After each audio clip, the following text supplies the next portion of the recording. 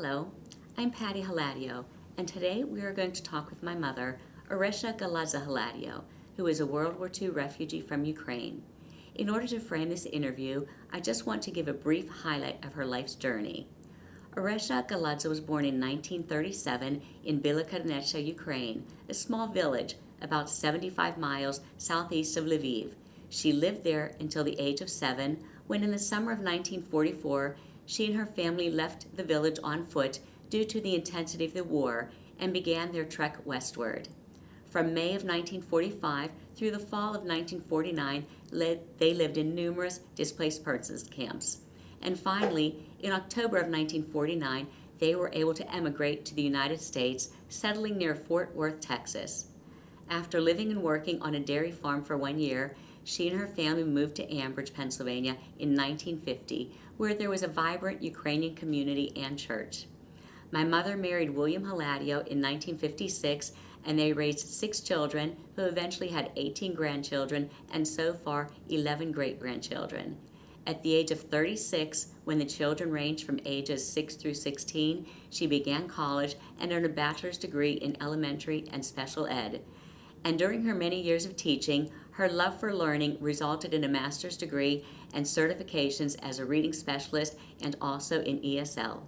So now we will begin the interview with my mother, focusing on the first 13 years of her life, which began in Ukraine and eventually led her to Ambridge, Pennsylvania. What I'd like to start with is, again, you were born in 1937 in Ukraine. And I'd like to take a little time to hear some stories about your life prior to when the war actually entered your village. What was it like? What was your village like? A little bit about your parents and just life in Ukraine as a young child. Well, prior to World War II, which began in our area in 1939, prior to that, it was a peaceful life in a small village, which Bielorussia, the name of it, means a clear stream. And the stream began at one end of the village in a hillside, and it flowed through the middle of it, on and on through our village and continued. Houses were built on either side with gardens around them. The village had about maybe 300 people and was maybe a mile and a half long. And my father was one of 7, and my mother was also one of 7. And so the family was all there. The villagers grew everything that they used. It was a self-contained village with gardens around them, and then there were fields that grew in the back of the houses, stretched out as far as I could see as a 3, 4, 5-year-old child. And they grew everything, so they were all self-sustained. There was a carpenter, which was my father, and a shoemaker, and a seamstress, and there was a mill, a small mill to grind the wheat, any grains that were to be used by the villagers, corn. And there was also a little mill that grew sunflower seeds and poppy seeds for oil. The village, the main buildings were the office building, which was just a house, 2 churches, a Polish Catholic church with a building that had 4 grades. That's all that was available prior to the war. A cooperative building where the people were able to buy, a cooperative store where people were able to buy goods that they could not produce themselves, like salt or fabric and whatever, but it was run as a cooperative by the people. A Ukrainian church and a bathhouse, and there were Polish and Ukrainian people living in there. So my grandmother was Polish, my grandfather on my father's side was Ukrainian. So the girls were Polish, Ukrainian. The girls were Ukrainian. Boys were Ukrainian, you mean? Pardon? You said the boys were Ukrainian? The boys, my grandfather was Ukrainian, so the boys were Ukrainian. So that was my your father grandmother. then? Your father was Ukrainian because his father. Yes. Okay. Yes. Which was Ukrainian. Yes. Mm-hmm. And everyone coexisted, and the official language for official purposes was Polish, but the everyday language was Ukrainian. The village was run by a mayor and a treasurer and a secretary, no police. And so my father was the secretary. My father was also the cantor and the organizer of educational events, concerts or whatever, and the life revolved around the churches, whether it was Polish or Ukrainian. The festivals and weddings. Weddings lasted 3 days or more, and the whole village was invited. And there were always holy days, strict holy days. So there was singing, and in the evening, and since the village did not have running water, except for the stream or wells or electricity, either candles or kerosene lamps were used in the evenings. So evenings, I remember people gathering to shuck corn, to cross-stitch by the candlelight, to sing. There was always singing, sing for happy, sing for sad. And for me, prior to the war, my village was my playground. I visited I was free from the time, but probably 4 years old, to visit my aunts, uncles, cousins, and play with them. And the village also, the families, even for me, we all had chores. When I was very little, I had to tend to the geese. My sister, who was 5 years older, had to take cows out to pastures. So our family consisted of my mother and father, and my sister, who was 5 years older. And at that time, my brother wasn't born yet. He was born in 43. So we had chores. My chore from early on was to sweep the kitchen floor. And it seemed like, because my mother, every evening, because she said that angels were coming, and so it had to be clear. And we lived in a 2-room house, which my father built. Our room was maybe 20 by 15, and there was a wide, high hallway that divided our room from my grandmother's room, which was maybe 10 by 12. And not only everyone had about that size house. So until the war broke out in 1939, we were still not affected till about 40. We knew there was a war, but we were still safe. And then around 40, 41, the soldiers began coming through our village. And when they did, the Russian soldiers or the German soldiers, because we were in a line of fire at that point, when they did, the villagers they had no choice, were required to house the soldiers. And so the products, everything that they grew to last them for a year had to be shared with the soldiers. And so that's when we began to feel hunger, again,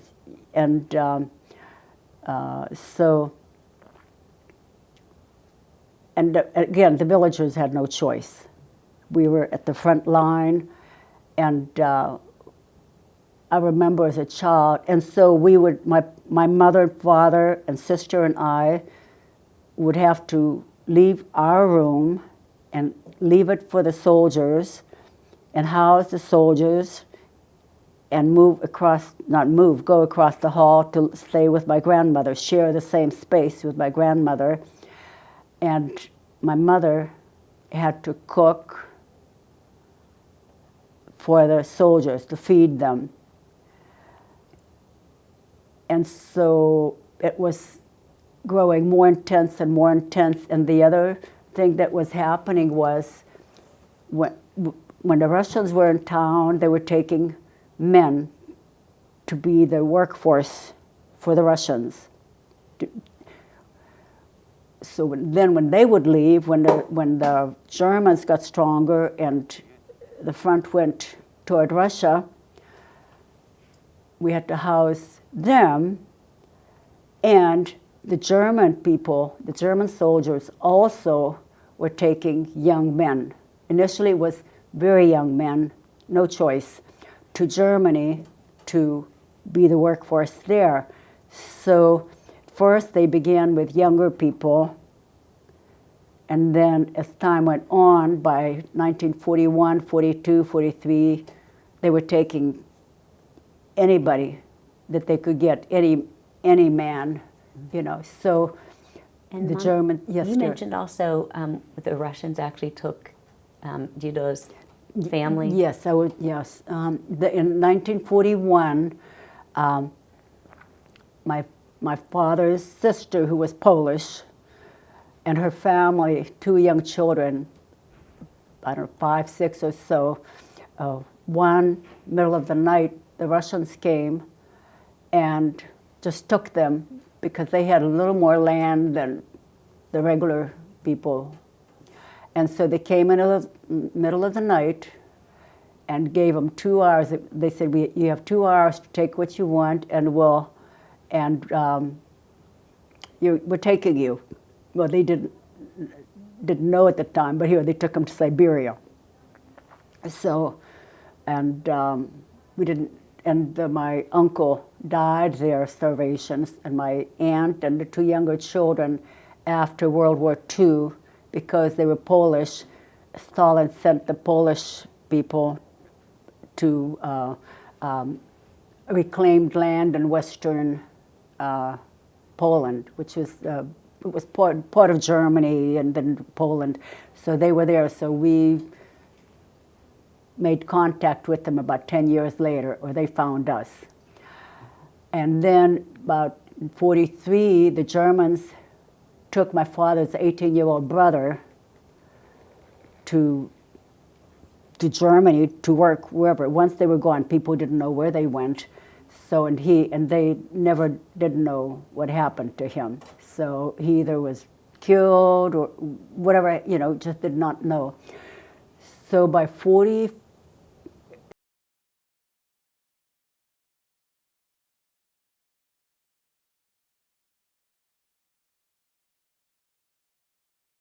In our village, and it was by the Russians. It happened to be that side, and there was nothing in our village that anybody would want. It was a good hiding place because in the valley for the soldiers, but as far as anything else, it was just the rest stop, you know, because there was no industry there, you know, just villagers. And so by the summer of 44, it was just very, very dangerous. And my father was, at that time, my father was 41, and my mother was 33. They were 8 years apart. And so even my father's life was in danger because he could have been taken, the soldiers, no matter which side it was, were just going to take men. So the men were hiding in bales of hay what do you call, not stable? Like the barns? Yeah, the barns, yeah, at night, because that's when they would come to look. They know that men would have to be sleeping, so they would come and get them. So it was just a very scary time. But they also, from early on, both sides were taking the leaders of the village. So that priest was gone already, so there was no priest. And my father, since my father was a secretary, and he knew that he was in danger, you know.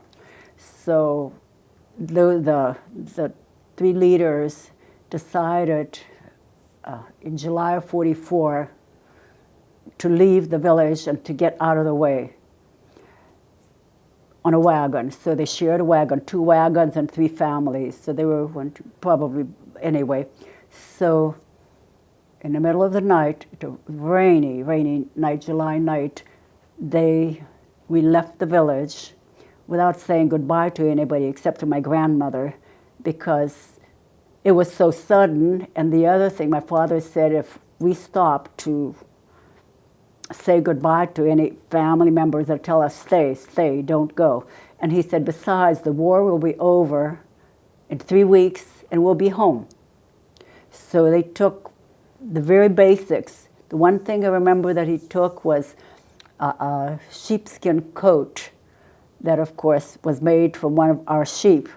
And that was my security blanket, I think. It was just heavy and just, so we slept on it. So we left in the middle of the night, and from the dirt road in our village, we went up the highway, up the slope, up the road to the main highway. Once we got to the main highway, there were people from other villages and soldiers, and cow came with us, sheep came with us, just followed us. And so once we got onto the main road, which wasn't very big, there were tanks and soldiers and cows and horses and wagons and people, all on this muddy road going west, because it was we left when the Germans were there, because it seemed like historically, people from our village were taken to Siberia. So the West was at least known. We knew something about it. The East, it was just not anyway, it was the best of 2 evils. War is hard on everybody. It's destruction. So once we got on, yes, dear. I was just going to ask, yes. When you talked about the highway, but it's not really a highway. Oh, it was probably a road that we would call a dirt road that no one would be allowed to go on. But it was called, that's what they called it. And you talked about having 2 wagons and 3 families. Yes. Your family didn't own a wagon, so you were just putting your things on the wagons of the 2 other families. Yes. Okay. Because my father was the village carpenter, and it was a barter system. So, he'd build a house or put in a window. People would come and help my mother kill the pig or till the field, for us. So we did not have a horse. Right. Okay. We did not have a wagon, because people would come and do it. And when you talk about the wagons, did you walk? Did you ride? Well, and I know the wagon isn't.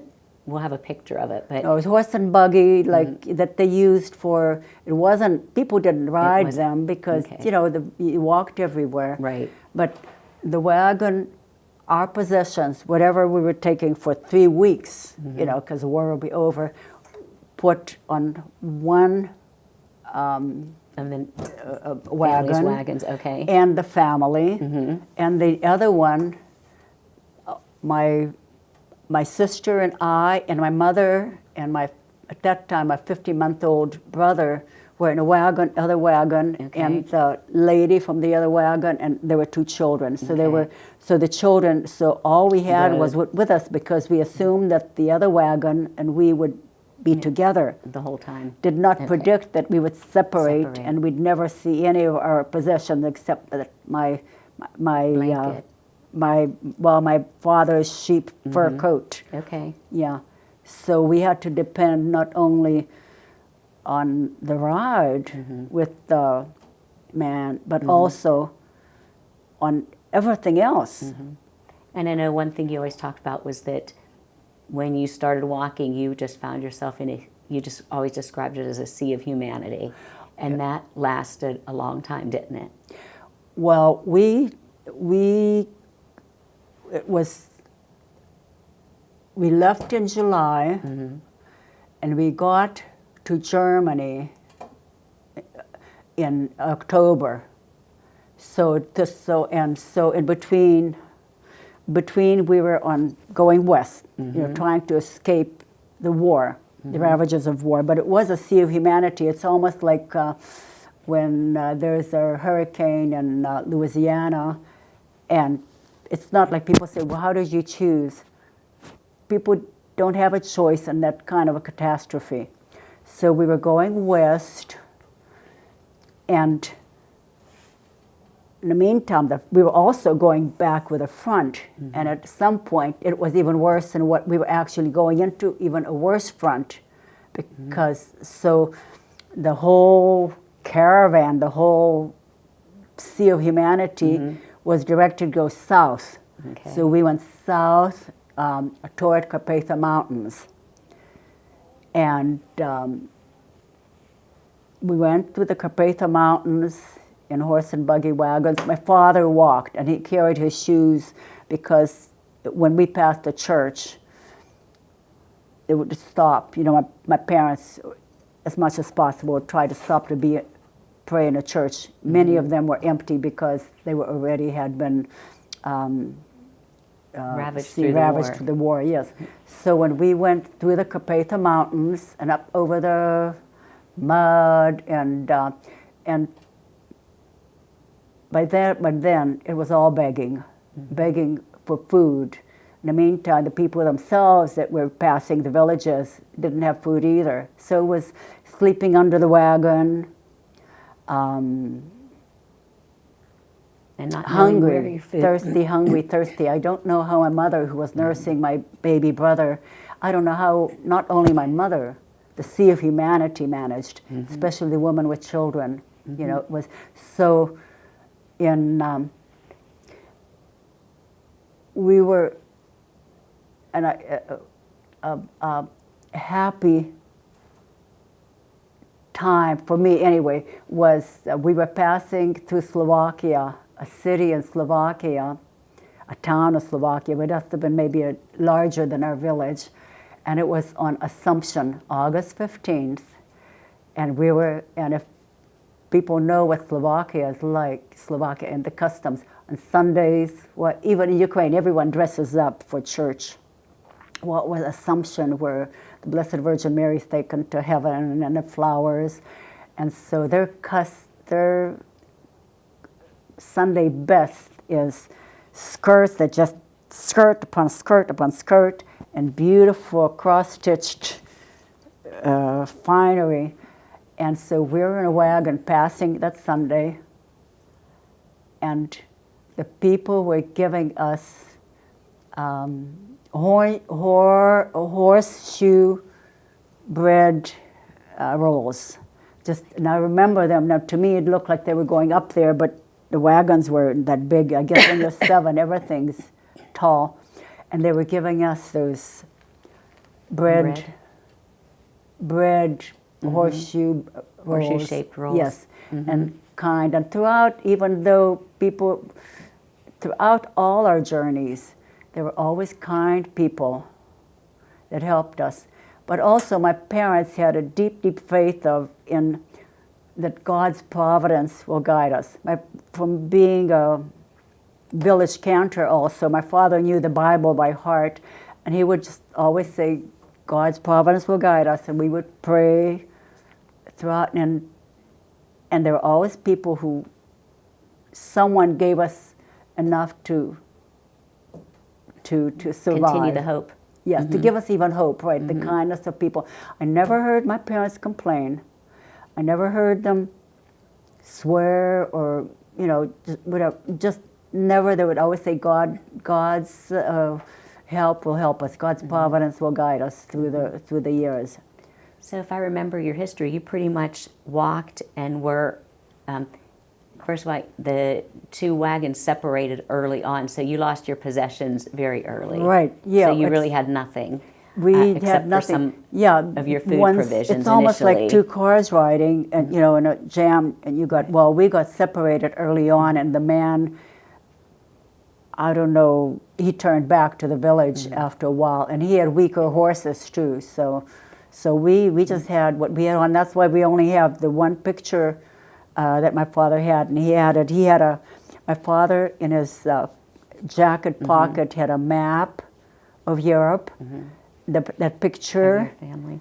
and the commendation from our Metropolitan Sheptytsky for having my father. Our village church had burned down. The Ukrainian church had burned down when my father was in his 30s, but already a carpenter.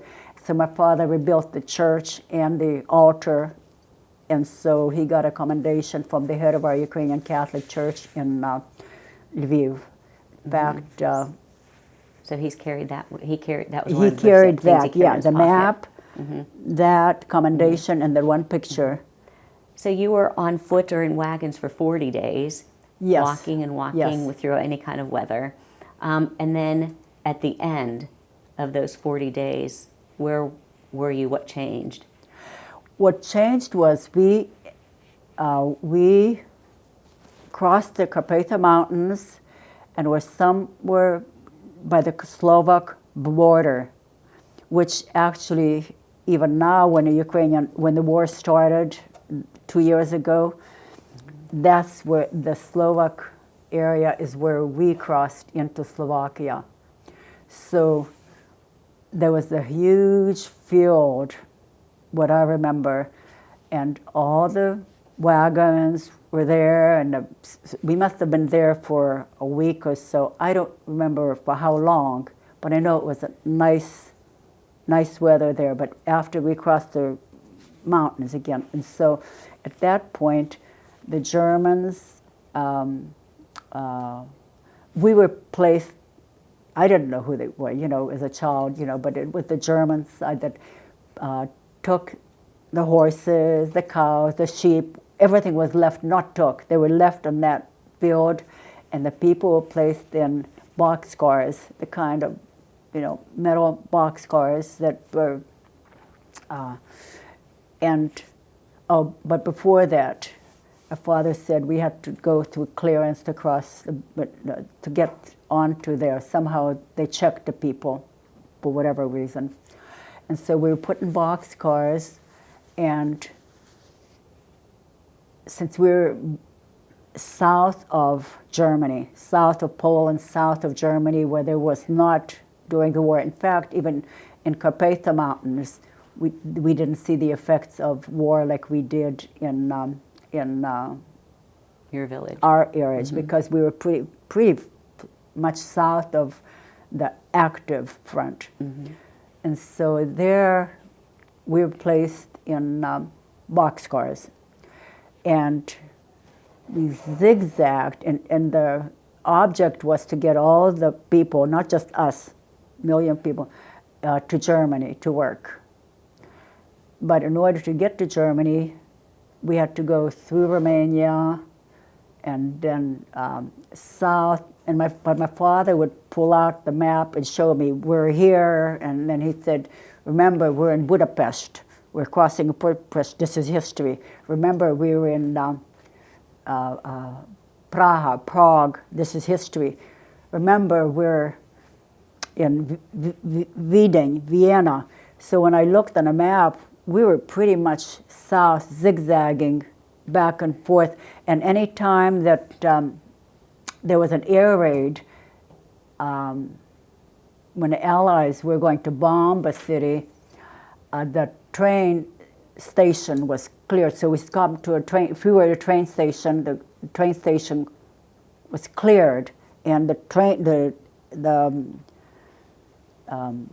boxcars would just clear and go somewhere out in the fields, and then the engine would go. Apparently, they had orders where to go so that they wouldn't get bombed, and then we'd start moving again. So if there was a train station that was bombed, we'd be directed to go somewhere else. So I imagine that's why we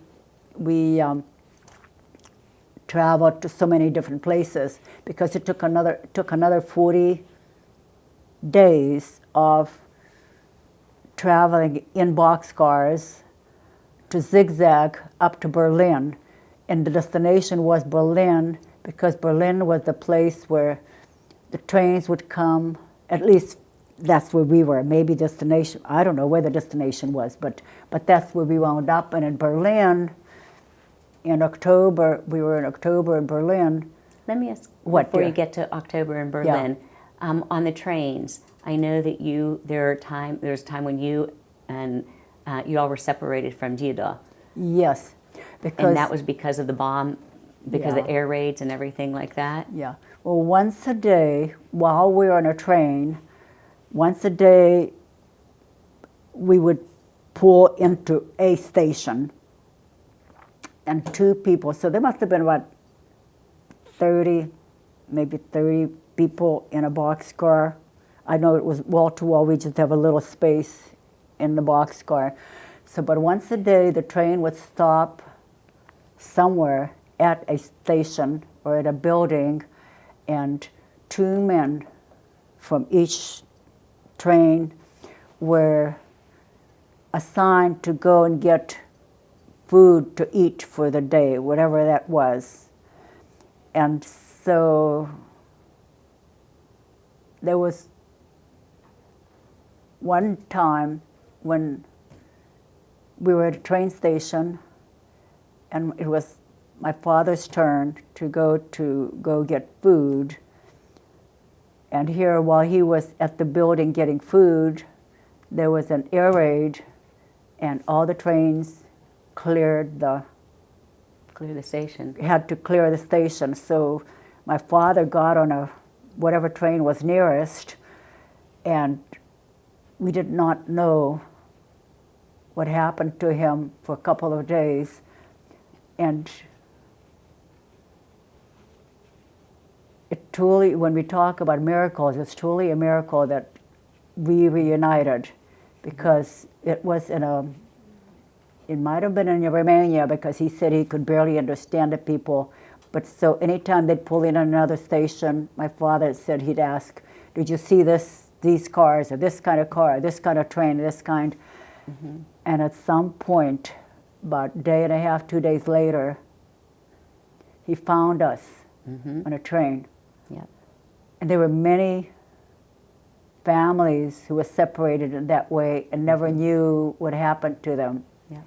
So it truly was, again, God's providence guided us. Question, and inside the boxcars, do you remember it being cold, or what do you remember about any memories of the boxcars that you traveled in? Because I'm sure there was no luxury No, I there. just remember we were on a floor, and I had my father's coat, and but people huddled. I guess that's the other thing. People huddled together for warmth and had whatever they had. I mean, you just it was whatever the weather was. Yeah. And you have memories of sitting in the doorways, huh? Well, and I Of the remember cars. in October, but then it was late. It was cold and wet, but the summer probably was okay. Not anything. Yep. Not Okay. anything different than anyone else wasn't suffering. Okay. And then you started talking about getting to Berlin. Oh, yeah. So in Berlin, there was a station. I remember these huge balloons covering the station. I just didn't see much. I remember being in Berlin, and my father said, "To Berlin, you're in Berlin." And then we were unloaded. Oh, before we got to Berlin, when we crossed into Germany, and we were licensed, with no water, not anything. And so we were unloaded into what they call the Lager. It was a camp, and they just had wooden beds, wooden slats. And that was where we were, the men went into separate parts and the women went into separate parts to be showered. My father was shaved, and the woman's hair was cut, and they were all out. So I don't know where the men went, but I remember being wet and seeing a woman with a very big stomach, and I didn't understand what it was, and wet and just yucky. I mean, we were touching our bodies, and that's also after where the men, and even my sister who was 12, were processed, documented, and they have the pictures that we have in that my parents had. They were like ID pictures, and they have numbers on them. And my sister was 12 for the workforce, to be and a my part of the parents, workforce. yeah, yes. And so then we zigzagged through Germany to Berlin. And you had also said after the showers they also sprayed you. Oh, that's right. They. Well, I just remember this powder being sprayed on us, like, and it was like he was going, psh, psh, with whatever those things like you spray plants, and I later learned that it was DDT, and we had lice, we had bugs, we had everything. So before, when we were crossing into Germany, that's what happened. Okay. So, and once in Berlin, the box cars were unloaded, and we were in a almost like a field house, almost like a barrack building, but we didn't sleep there. We were just there, and then, and that was October, middle of October. It was raining. October That's when I remember 1944. being cold. Yeah, Okay, October 1944. 44. And so the German farmers or industrialists or whoever came and took people to work. Many people were single, so that wasn't a problem. But with us, if there was a father and family, the father stood in front and the family stood in back, so they could see how many people.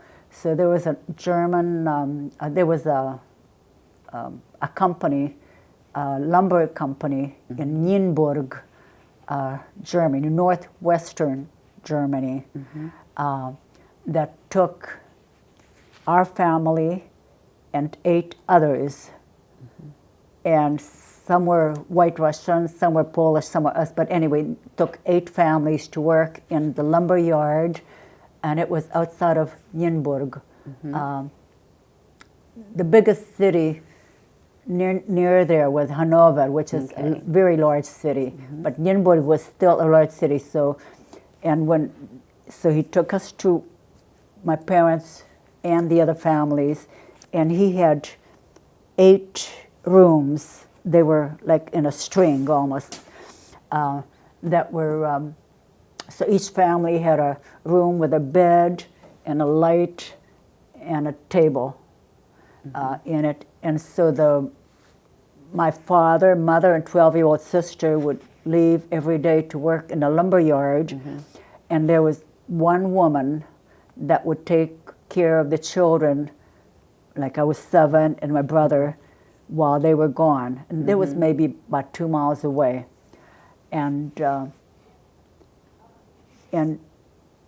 I remember being hungry, but once a day there would be a wagon on wheels with 2 kettles, came and gave us soup, and then like 2 slices of bread, and sometimes there was maybe something else. I remember something green, it tasted like Jell-O, so I always liked Jell-O.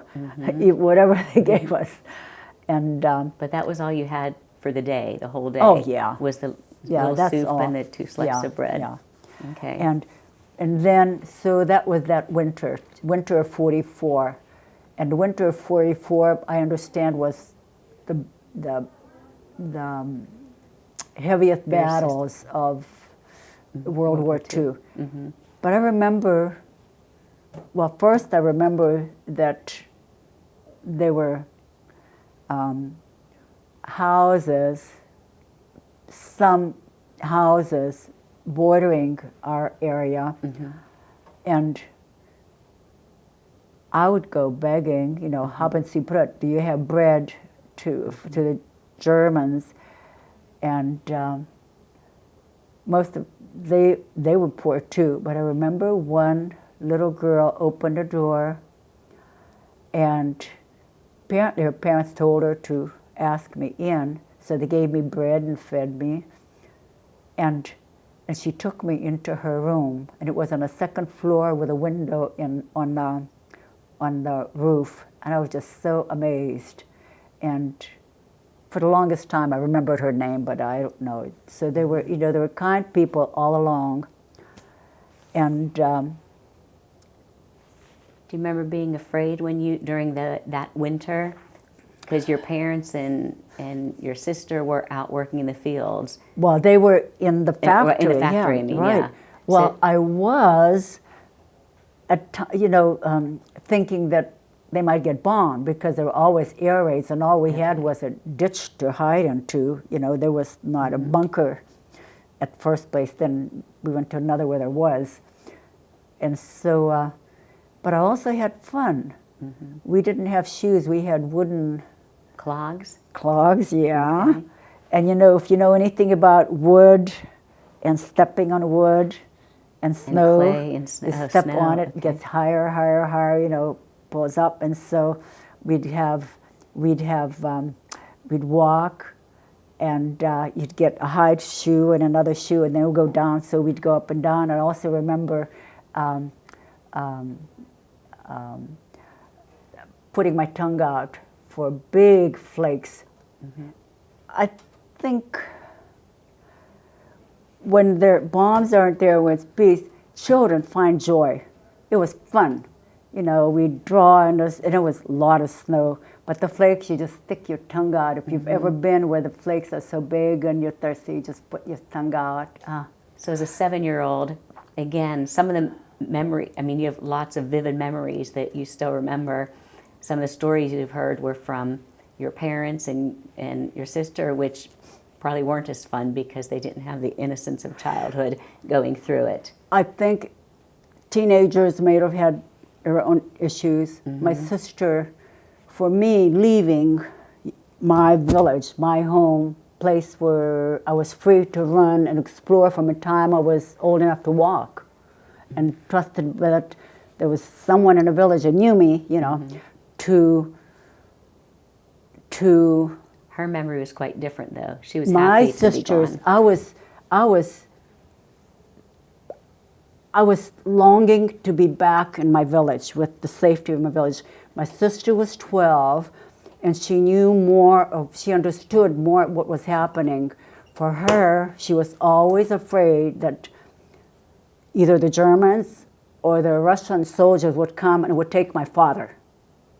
So when we left, she said, the further away we went from our village, the further away, and even when we were on a train, on boxcars, she was so happy that we were together that my 7-year-old separation from family and leaving, and her 12-year-old understanding what the war was doing, were two different levels. And thank God that my sister and she just lived not near each other, close enough. We would compare notes for the long, and especially when our children were older, we would talk about the history. So we had the same memories and very, same terror, the same everything. But because of our 5-year age difference, even though it was sad to leave, but it was not as, she didn't have, well, we both had a long, I say similar experiences, but there were still experiences, that... Different by age, though. Yeah, different feelings about it.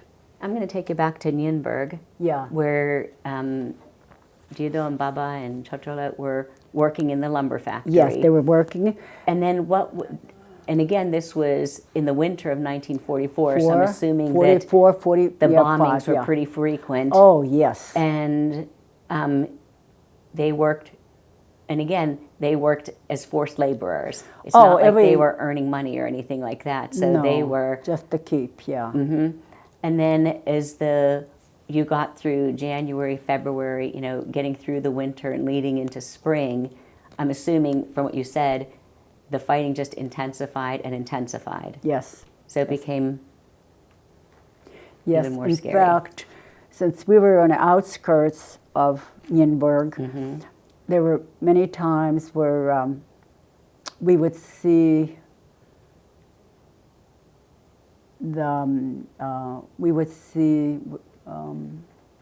vehicle when they go down from a plane. Oh, parachutes. We would see soldiers parachuting from the planes, and the planes crashing, and they were, somewhere, but the soldiers parachuted before the planes came down, and people, especially if it was a time when my parents were not working, the woman would go to try to get to the parachute because so that they could make something out of it. Because clothing. At this point, I was actually wearing army, like discarded army fatigue clothes. They laughed that I had the same thing, the same dress, hand sewn by my mother, like for 3 months, wearing because they would, the woman, and it might have been the people who lived, it might have been any nationality, going to get the parachute, because parachutes Material's have very excellent strong. fabric, yes. So, so we lasted through the winter, and then in the spring, so 44, 45, and by then we had bunkers built, that they had, but when we first went to that place, there were no just ditches. We would go and hide in the ditches. Oh, and the sirens were, like, when it was imminent attack, it would be like a siren passing us, the ambulance siren. When it was the danger coming, it would be 3 long siren whistles. When it was all clear, it would be 1 long. So I could hear the drone of the planes before the sirens went off. And when my parents were home, not working, and I would say, the planes are coming, the planes are coming, planes coming. And I'd grab my father's fur, the sheep coat, and I'd run to the ditch. And my father would say, no, they're not, the siren didn't go. And I said, yes, it's coming. Start going to the ditch, and my father would run after me. And before we got to the ditch, the sirens would go off. But for the longest time, after the war, my older sister said I drove my father crazy because I'd say the planes are coming, but the siren hadn't gone off. They said Mother was a better, that Orysia was a better the plane predictor. So I mean that was funny, but it wasn't funny. So when the war was, so that was 44 October, November, December, and I don't remember that Christmas. In January, February, March, the war was very intense, just bombings. So it seemed in April, the factory, because there were German workers there too. It's just that the labor, like my father, they had separate toilets and bathrooms and they say verboten, which was you're not allowed to go. And my father accidentally one time went into the bathroom that was only for Germans, and he got reprimanded. He thought he was going to get, he didn't know what, but scared stiff. So there was for the workers and there was for their, but it got so bad in 44, maybe March. Or 45, you mean? 45, yeah. So they worked there. So 45, it was just very intense. So it seemed that there were times that my parents weren't working, and we were allowed, just there was too much disruption. And so we were in bunkers. There were bunkers nearby, which was like snake things, so that if a bomb fell, it wouldn't just go everywhere, it would just hit one part of the bunker. So there was, and it was just a long ditch, deep ditch that we go down the cellar to. It was away from the factory, and there was a light periodically. There was a light, and we could walk through it. And there was a bench on one side, so it could be narrow. And we spent, it seemed to me, maybe 2-3 weeks, keep going down. Every time that there was a siren, an alarm, we would go into that bench, into the bunker. And there were the Germans, my parents, all of us together. And at some point in April, it was warmer, but it was still very bad. But I'd sometimes go out just to look, and without my parents, it wasn't like they held my hand. I could go from end to end and find my parents, or, from the bunker. It might have been as long as from one end of the building to the other, but it was zigzags, so that, like a snake, so that it wouldn't be destroyed. All at a one section, time. right. And I remember one time I walked to the end, and I looked up, and I was about halfway out, and something went past me real quick, and here apparently it was a bullet, and I didn't know that, So that's how it was, just very intense. There was shooting, but I also remember looking up in the sky and seeing barrels and flyers, people flying down. So apparently that was when the Allies were saying the war is over, or I don't know what but we were getting flyers. So officially, I don't know how we learned that the war was ended, but the war ended in Europe May 5th of 45. So the war ended. And we were, and wherever the people were, whether the slave, not the slave, but the free labor was, whether the people from the nationalities, Polish, Slovak, whatever, whoever was escaping, that's where we left. We were just there. We were there, pretty much, I don't know, on our own, and I don't know how, but there was also a camp, an army camp. Some of it, part of it, must have had POWs, because my parents said when they were in a factory, there were some Polish POWs working with them, but some might have been a camp for German soldiers. So when the war ended, and everyone was just there, existing, we were there. And so, and I don't know who took, I know that, and maybe even from the beginning, I don't know when United Nations started, but that's who took care of all the refugees, or organized of all the refugees. But I don't think right at that point, I think it must have been some time, but it was spring, and maybe people were, I don't know how we got food, and I don't know, but I don't even know how the German people got food either, because things were bombed, So when the United Nations finally stepped in, you were in Nuremberg still, and then what did they do to help organize the refugees? I think even before the United Nations, I think some of the POWs, some of the people who may have been leaders in the villages or wherever, started organizing. Getting together and organizing and looking for spaces where people could go.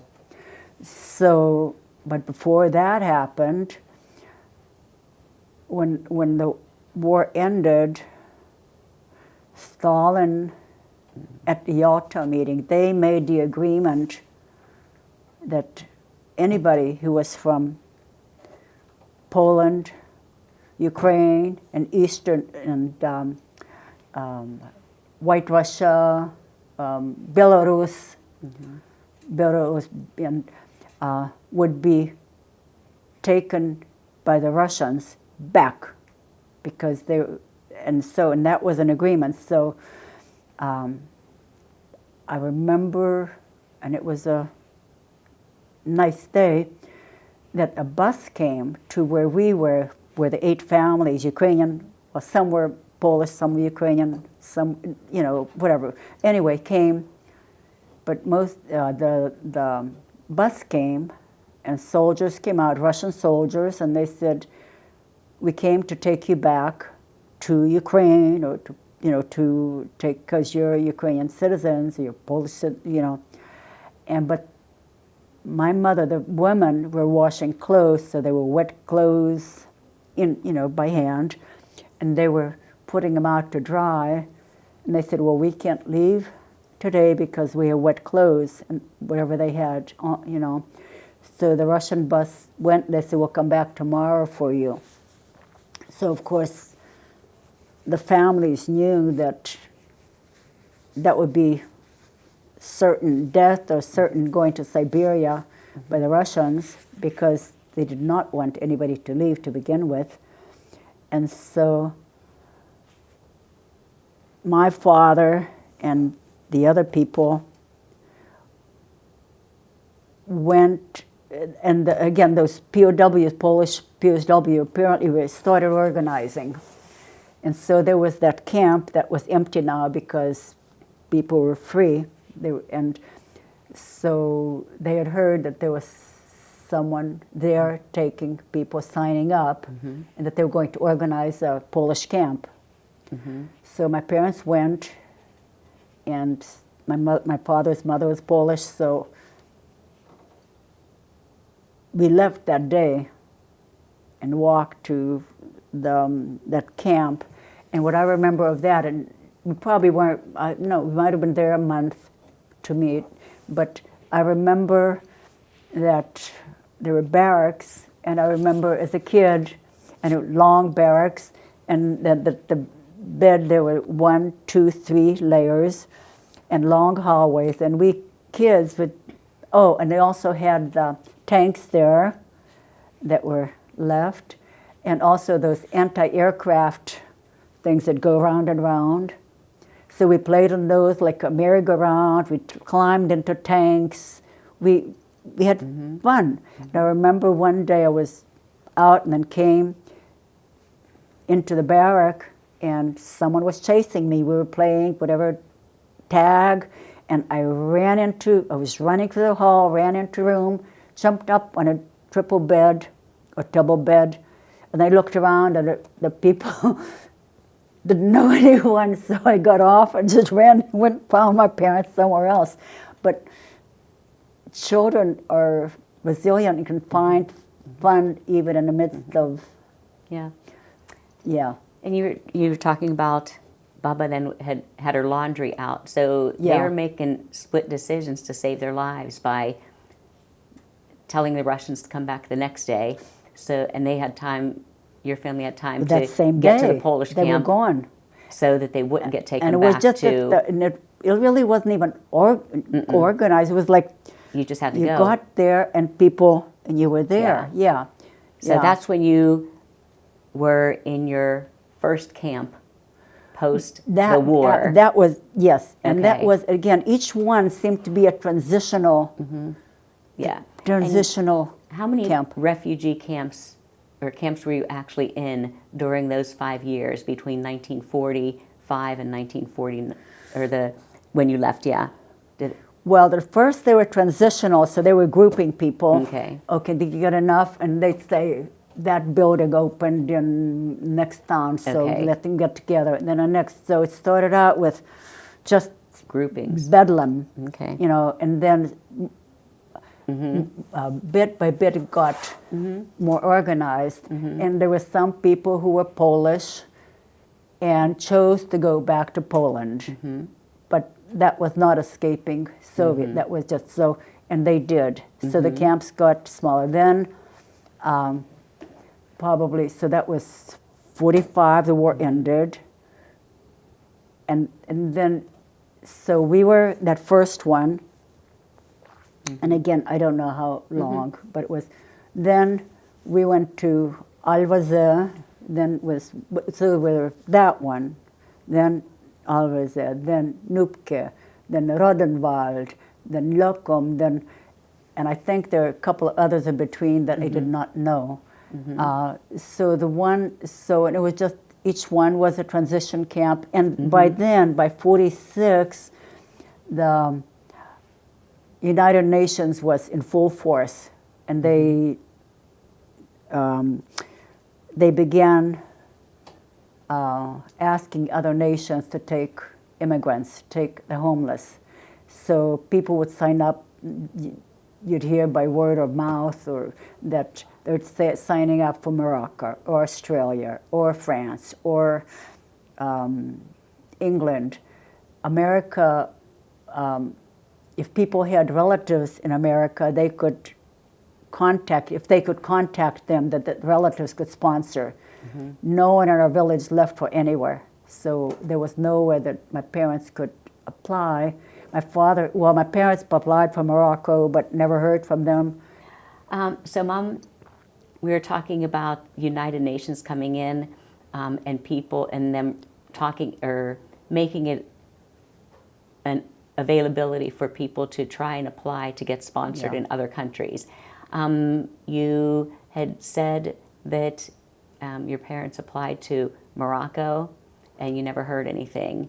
Do you know any other countries, or how did they finally, and actually before we get to the point of you coming to America, I want to talk a little bit more about your time in refugee camps. And I know that you had also said as you moved from one camp to another because they kept consolidating as people would either be able to get back home or to get sponsored somewhere. You moved from one camp to another. One of the camps, is Lokum the camp that you remember most vividly or you stayed at the longest? Yeah, it was a very disorganized time at the war. Right. I mean, there were people didn't know where they were going, and so UNRWA, we call it UNRWA, United Nations Relief and Rehabilitation Agency, were the ones that began to organize the lives of the people. Okay. It was more predictable, and so they organized, they found spaces. The army soldiers, whether they were POWs or German soldiers, went home. Right. So army camps were the most available spaces. To house the refugees. Yes, Okay. to house the refugees. Okay. So the ones that I know, that Polish people organized camps, and Ukrainian people organized camps. But it was still so distant, and information, it wasn't like I say, oh, I want to go there. Somehow, at first, it was just, that's where we're going, because that's available. So initially it was that one space. Then it was a big barn for all of us. Then they were deciding what to do with us. Then I remember one of the places was a chalet, and that was really pretty, you know. And from there, then they took people to a more central place, which was Lokum. That's the one I remember. In that one, we were in from 46 to 48. Okay. Like maybe the end of 45, but 46. But until then, there were still transitional camps that were. But the thing that I remember, and was in thinking back about it, was that food was more predictable. Okay. It was still Scarce, but well, not predictable. ever enough, but it Right. would be like a soldier, since soldiers' camps were more organized for kitchens. Right. So we could go at certain times go with the container, and it was called shaika, and they had the soldiers kind of containers and kit, go and okay. get food. So food was predictable. It was, during that time, I can say that it was luxury food, but I don't remember feeling starved and asking my mother, will I ever eat till I'm not hungry, till I'm full. And so it was predictable, and it was peaceful.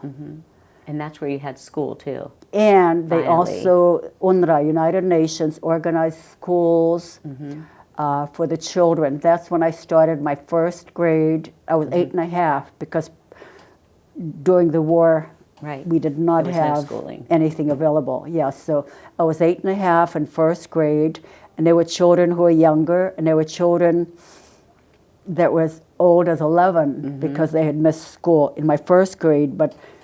And it was in those Quonset buildings. It was like however many grades there were, it was in a Quonset building. The teacher had a book, and we had paper. Okay. And so apparently they figured out, and so they, like in the Polish camp, they asked if any of the people who were there, the adults, and there were some Polish POWs. In fact, my first grade teacher had been a Polish POW. Okay. And if there were any teachers or people who were educated, so they were our teachers. So, and they must have figured out a way that they would have the children read and write and do math. And so in 3 months they do first grade, another 3 months or 6 months. Anyway, in 3 years I did 5 grades. Okay. And that also made my first Holy Communion. And in a dress out of a parachute.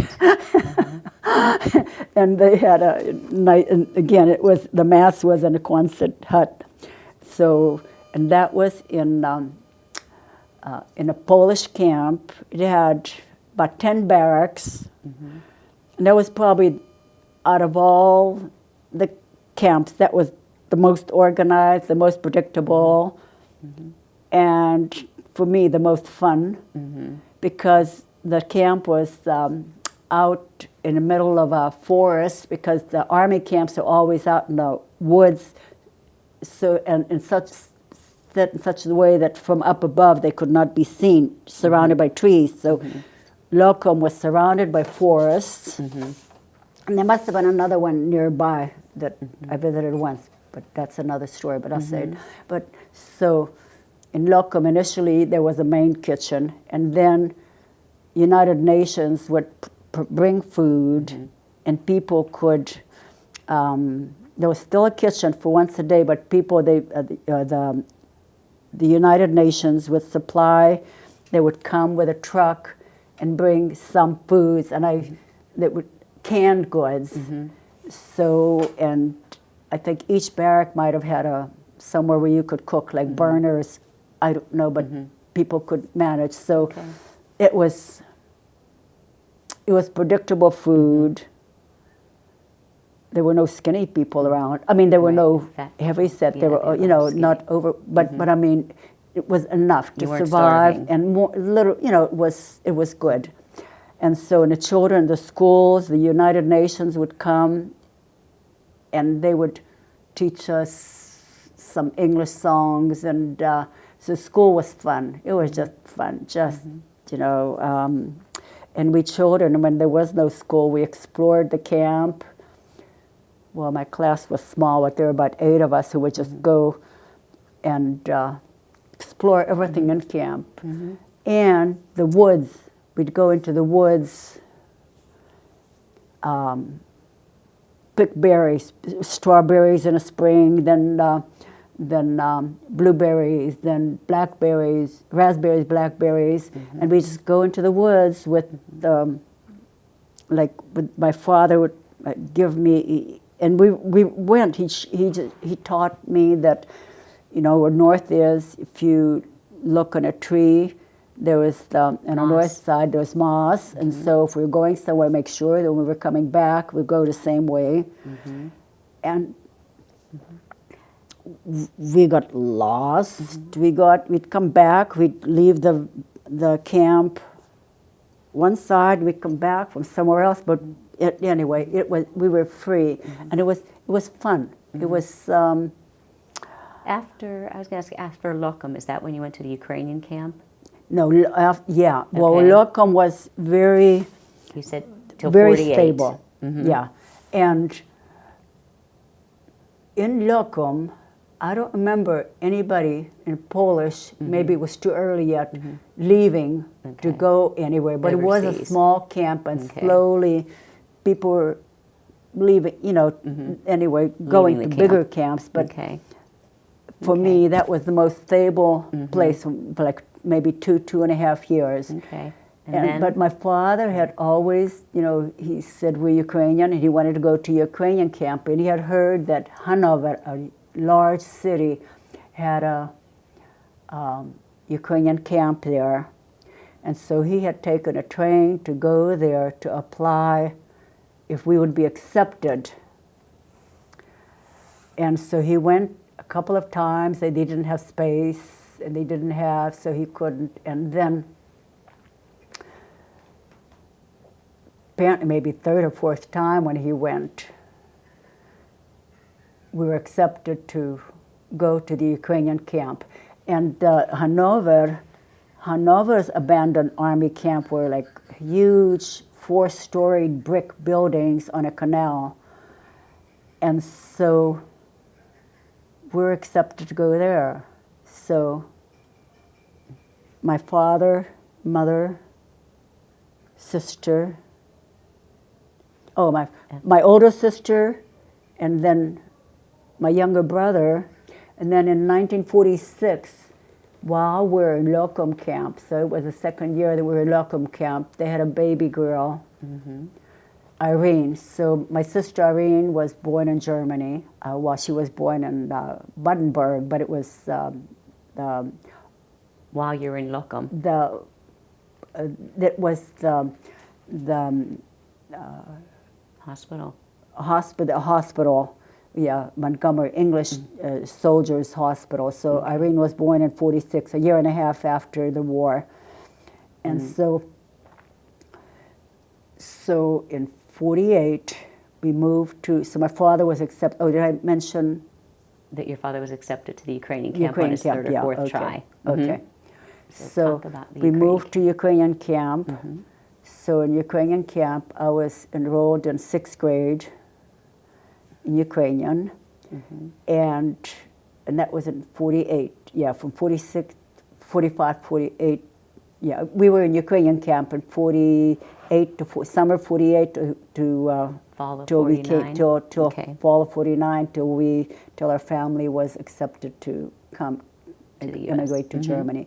And since that was a very large camp, the chances of, I think there were more services there instead of just, let's say, 100 people. So people from the Ukrainian camp were emigrating to Canada, to Australia, to many places. So my father initially had signed, Morocco didn't hear anything, signed to Canada, and he would have been taken. He was cleared physically and vetted. And so he would have had to go, but they would only accept him, not my mother and the 4 children. So he would have to go to Canada and work for however long, 2 years or so, and then send for my mother. And my mother, in her wonderful, blessed common sense, said, I don't go, you don't go. I'm not staying in a refugee camp with 4 children all alone. So, maybe a month or 2 later, they heard that America was accepting applications for immigration, that the Congress has allowed 186 or so thousand immigrants to come of all nationalities. So my father, you have to sign up, So my father told my mother, he said, you go sign up because you're blessed. So she went, signed up, and they got called. So they got called to go, and they were cleared. Just that very initial clearance. Okay. So then we're notified that they were cleared and to go. We were taken to another camp. Okay. And for clearance, that other camp was more stringent, like medical, and if you weren't a spy, if you weren't a corroborator, if you were, thorough clearance. So they were cleared, and then, but they also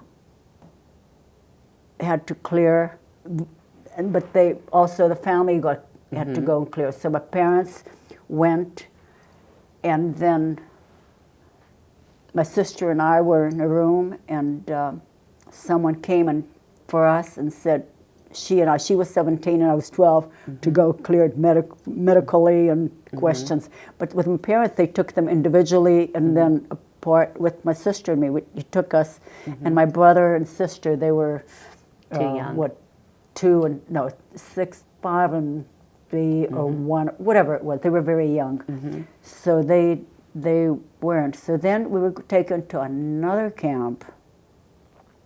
So it was a process of maybe from just signing up to then another. So there were a process of about 3 camps. So finally, and also in America, they were clearing potential immigrants, and in the United States agencies, the Catholic Action, the Ukrainian Catholic Action, the Ukrainian Congress Committee, they were advertising for sponsors. Okay. So by the time there was a sponsor ready for us, we had been cleared. So then finally the last camp was, we took to me it seemed like all day, but it probably was 7-hour ride on a train to Bremenhaven, which is a port, and where the American peacekeeping soldiers, at that time, maybe still do, would arrive through the English Channel and drop off 3,000 American soldiers for peacekeeping duty, and take 3,000 immigrants of all nations to America, who had been vetted, cleared, and who had a sponsor in America, strangers. So in the last camp, we waited, seemed to me, till the ship came in. To me it seemed like 2 weeks, but I don't know. Right. So we spent that time there, and at that last camp, if people had a fever, a rash, anything, they could not get on a boat. And so thank God, we didn't, but there were people we knew that got left behind. Okay. Because they had to wait till the next boat, or not at all. Right. So we're in October 1, 1949. 1949, You we got on the boarded boat. the General Muir Army Transport for America, and it went through the English Channel, past the White Cliffs of Dover.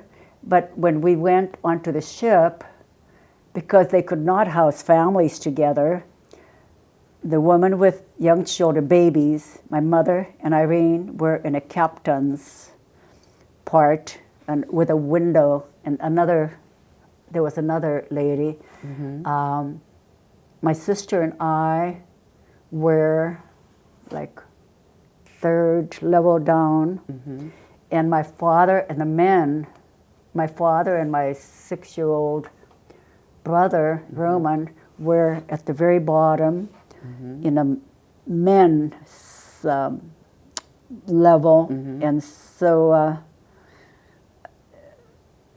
and I don't know how we found each other after, that. But anyway, so, and when we got on a boat, and we had been hungry all day, hadn't eaten because there was another train that we had to go to the ship. So once we were settled, they gave us supper. And it was sauerkraut, mashed potatoes, and I don't know what else. And we ate, and it was so good. And then we left the port, and we started, it was nighttime. And the ship was going up and down. People were getting seasick and moaning. And I remember in the area where there were maybe, I don't know how many women, maybe 20 women. And we were at the very end of the hall where the bathrooms are. Well, anyway, we're laying down and falling asleep, and my sister and I were next to each other on those hammock beds. And we hear moaning from women. I couldn't have signed up. I'm going to die. I'm going to die. I'm never going to see America. Everyone was, not everyone, but most was seasick. So my sister said, if you get sick, you wake me up, Well, I fell asleep, and I wake up, but she's not there. And here she was, and so I went looking for her into the bathroom area in a hall. It was like the end of the part of the boat. That's where the bathrooms were. The bathrooms lined the very tip, and in between there was sinks. So I went looking for my sister, and every sink and every bathroom, every toilet, everywhere, there were people in front of it, and I couldn't find her. And so I went back to my cot or your hammock. Yeah, hammock. And next morning when I woke up, and I said, "Where were you?" She says, "I was one of those people in front of the," and she was seasick, and many people were seasick. I was not seasick. That ship was probably the most fun I had had in a long time. But when we hit, and it was the North Sea, so at some point it must have been hurricane time too. So it was supposed to take 9 days, but it took 11 because when we got to some point of the sea, the waves, as huge as the transport was, the waves were bigger. Until then, we could straddle two waves, and just be, we were going up a wave and down a wave and up a wave and down a wave. So there was another girl my age who was not seasick. So we would, at first, and they let us. And after that, at some point, we weren't allowed on deck. But during the time that we were allowed to go on deck, we'd go and wait till the ship, was down. Then we'd go up and go down. We'd run down, and then we'd go and then up. So we'd wait and then go the other way. Our shoes were white and all, but it was fun. But and so on October 11th, and then, so my parents, so we had been cleared for wherever we were going. So in told that our sponsor in Bremerhaven when we got on the ship, we were told that our sponsor was in Ann Arbor, Michigan. And so that's where we had papers. So when we got to New York, and that whole morning, when people say, "Did you see the Statue of Liberty?" There was fog so thick in October that all I heard was boop, boop, and so I was so afraid that we were going to hit another ship. So we boarded probably at noon. And so while we were maybe 3-4 hours away, we had to go through a long line, again, checking the papers and everything ready for the next destination. And this was when you got off the ship already, or on the while ship still? we were on a ship, when we were about 3 hours away. Okay. 3-4 hours. So it was checking level. papers again. Yeah, they checked papers again. Okay. And so when we boarded, we somehow got into Ellis Island building. It seemed like through the side. Okay. The ship stopped. And so we had to go through customs. And of course, we didn't have much of anything.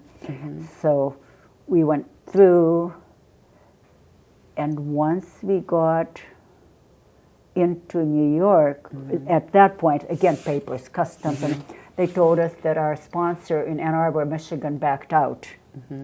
That so our new sponsor that they found in the meantime was Mr. and Mrs. L.D. Shipman in Joshua, Texas, who owned Oakdale, Jersey farm, and they needed workers to milk the cows. And so the dairy farm. And so, and my father said, "Yoy, cowboy," cowboys, because they used to show us cowboys movies in DP camps, old times. So they put us in a train. Not yet. Oh, I okay. want to go backwards a little bit. When you got to Ellis Island, Yes. and you were nervous about making sure that you all were still healthy and everything like that. Yeah.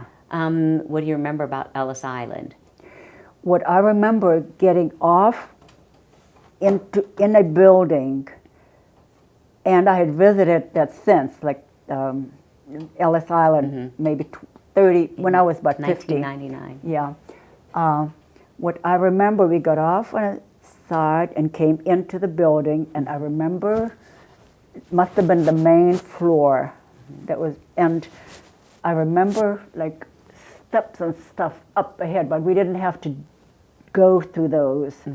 And I remember bags, people had whatever belongings they had while they were still being checked, for customs.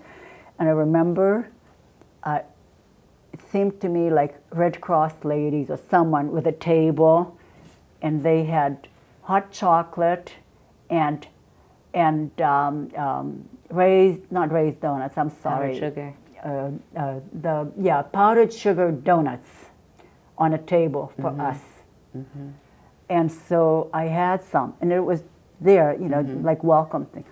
And I just thought that was the best thing. They just melt in your mouth, powdered sugar donuts, the biscuit type donuts, not things. Yeah. And so, for the longest time, I couldn't pass powdered sugar donuts without my mouth watering. Yep. So then there. Is that where you then got on the train for Texas? From Ellis Island, then apparently you're taken, but I don't remember that ride, on a ferry to the trains. Okay. So I've seen the trains when I've been there, modern times. So we were given $15 and a ticket to go to Joshua, Texas. And I remember being amazed, because by then it was evening. We drove through towns and cities, whatever. I think we had to change trains in St. Louis, if I'm not mistaken, and then go down south. But I was amazed that evening that there were lights, because in post-war Germany, there were no lights. There were still ruins around. And I remember driving, and then of course, just going through towns and the lights of America. And so we got to Joshua, Texas. Well, while you were on the train, you said you'd had $15 for Oh, the family? yes. Well, and my father, being the curious guy he was, he walked from end to end of the train. We used to see the men who came around with sandwiches. They were Porters or... Porters would come around with sandwiches. But my father had taken a walk from end to end of the village. He saw a dining car. So we didn't have any money except for that $15.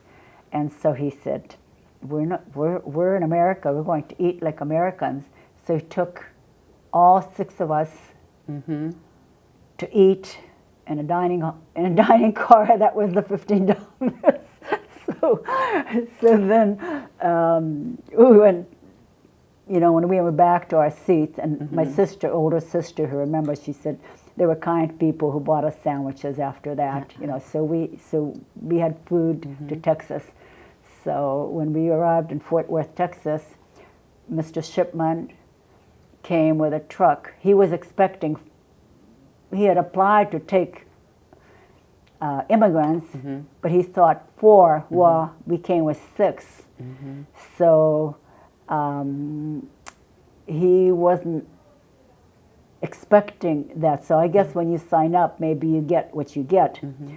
And so, but they were very kind to us, and they had made an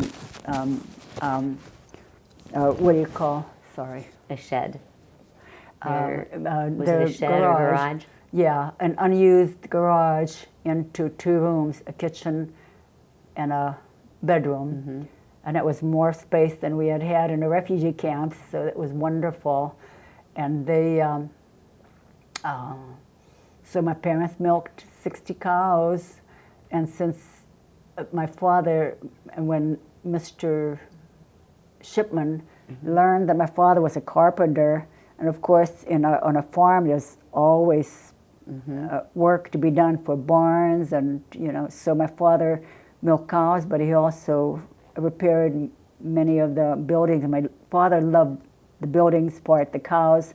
He didn't like it in Ukraine and he didn't like it in Texas, but he always did what he had to do. So, and their children, Mr. and Mrs. Shipman had 3 children. Patricia was 12, Johnny was 10, and Carolyn was 3.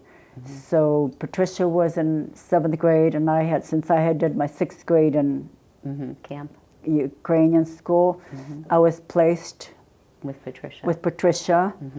And then Ola was placed in 11th grade, and she was 17. But then when she took like math and chemistry, which is similar in all languages, after a month they put her in 12th grade because she knew too much, and she had had English prior to that, which I did not. So she was a senior, placed in 12th grade and graduated, has a diploma from there. I was placed in 7th grade, and the Joshua community was a tiny community that all 12 grades were in one building because there's one class of each. Like I think my sister's class might have had 12 people. And so I was in 7th grade, and the community, and we were the only immigrants in the town. So from the farmer's side, from us, the farmer provided us with food, anything. There was a freezer, refrigerator, there were peach trees, apple trees, pecan trees, they had freezer full of meat. They had pigsty, they had, and milk, of course, could have, so it was truly, and the people of Joshua embraced us. Like, they were Baptist, they were Protestant, we were Catholics, and we went to their churches. My parents didn't go, but my sister and I, even my little brother, we went. Sister and I would sleep over. They just embraced us totally. It was after 5 years from 44 to 49 being homeless, and sometimes near starvation. We had everything we needed, and love and respect, and it was just a blessed time. It was truly God's blessing that we weren't sponsored by the people that people backed out for whatever reasons, because we would not have had the food, the caring, the respect, and also total immersion into American life. But throughout all of that time, my parents were, because they were deeply religious, there was still that homesickness. There was prayer in a home and singing, but deeply religious. And once they worked off their year of passage for free, they got, both of them milked 60 cows, and we lived in that garage, which we thought was heaven. and my mother planted a huge garden. They still longed for their own church. And so, and the other reason, but they really did not know where there anything was, but another thing that happened during that time, when my sister was in that Ukrainian camp, when we were in Ukrainian camp, my sister was dating a young man, his friend. He was 6 years older. But when we left, and he did not know if he'd come to America or not. Well, we came to America in October, and their family had applied to Catholic Action, and because there were no little children, he came over like around Christmas. And his family was sent to Hot Springs, Arkansas. His mother and father and he.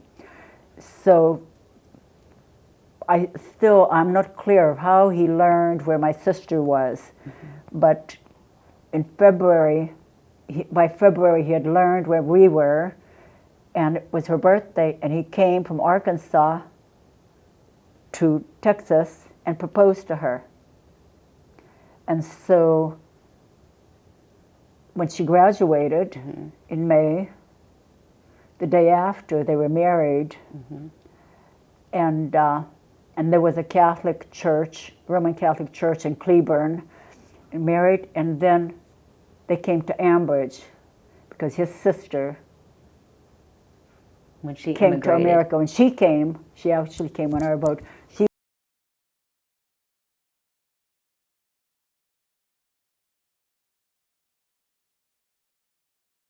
They left in May. My sister said that was the only time she saw my father cry, her leaving so far away. And so once my parents worked off the year of Their working, they just told Mr. Shipman that they wanted to come to their church.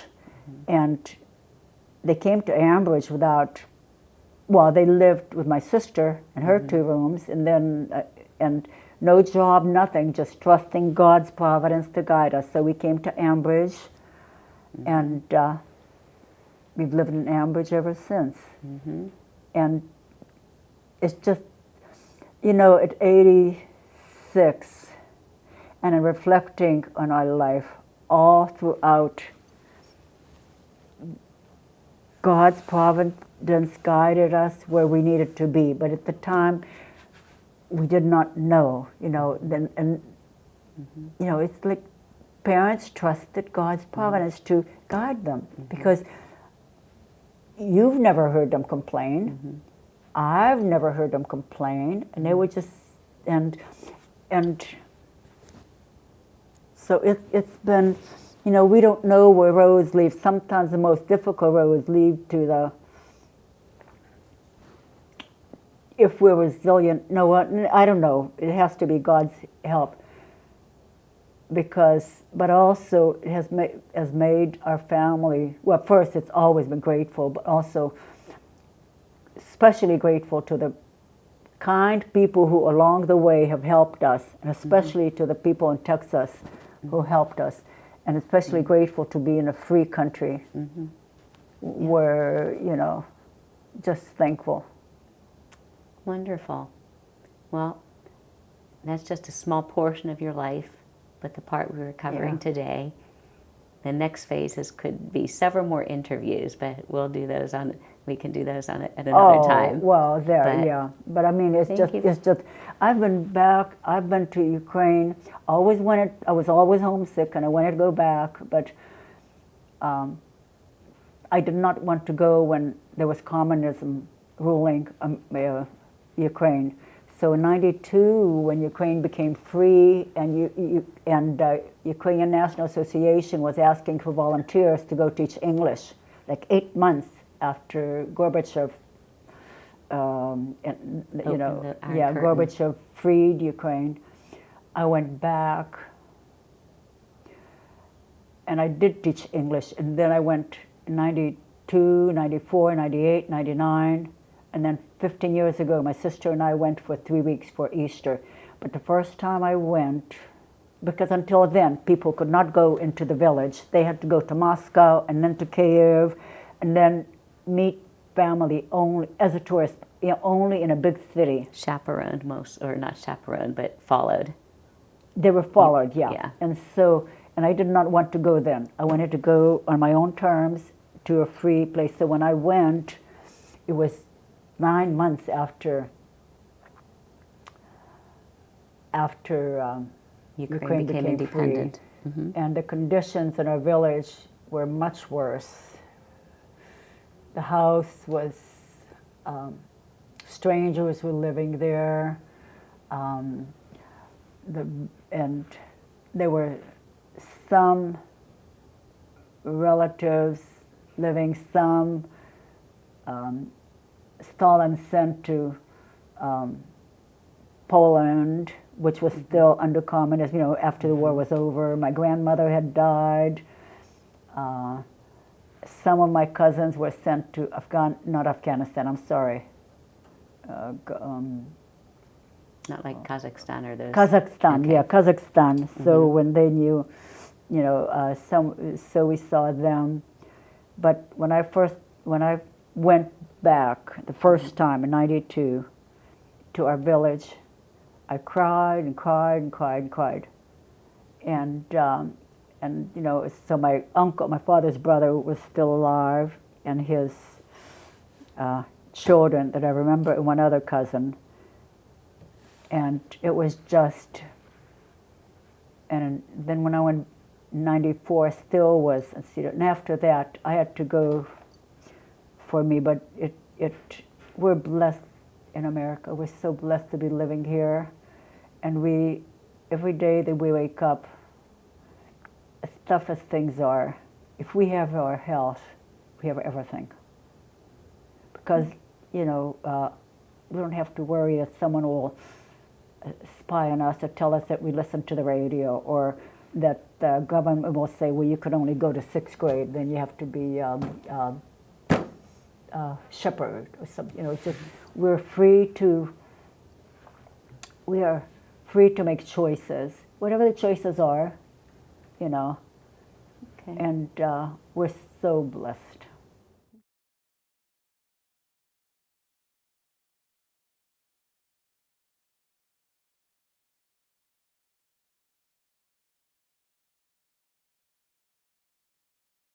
And they really, they totally trusted God's providence to whatever happened. It's almost like, when I think about it now, it almost as, the thing that I remember my father, I told you from the time I was little, since my father was the village carpenter, he always would go out and do something. Someone had the window, or someone this, or someone that.